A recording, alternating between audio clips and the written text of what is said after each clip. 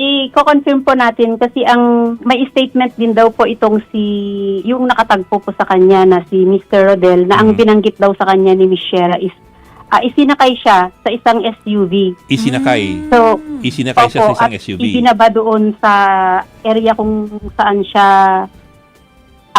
natagpuan or doon siya nagpalakad-lakad. Hindi pa po natin ma-verify kasi wala pa nga po, sir, confirmation. Pero yun yung sinasabi na parang may nagsakay sa kanya. Kaya pala hindi rin po natin makita sa mga bus stations dahil wala po talagang record doon na backtrack po natin.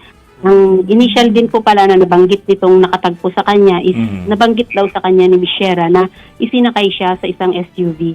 So, for confirmation pa po natin yun, sir. I understand po. Pero po, yung pagkakagamit po ng katagang isinakay, parang ang implication po ng isinakay, siya'y parang Taken by force? Ano well, ba? kahit hindi by force, pero siya'y parang hindi voluntarily pag isinakay versus nakiangkas siya o nakisakay siya. Tama ho ba? Or am I extrapolating too much?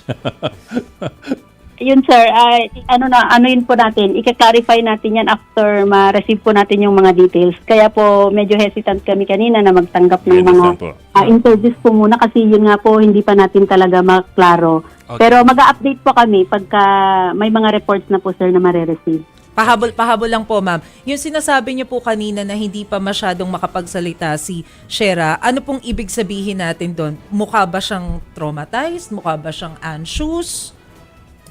Madalang daw po yung sagot niya, kumbaga hindi ganun ka diretso yung mga sagot. So, hindi po natin masabi kasi hindi pa naman natin siya nakita personally, pero according dun nga po sa mga pulis natin is tahimik or madalang sumagot. Yun po yung binanggit kasi nila.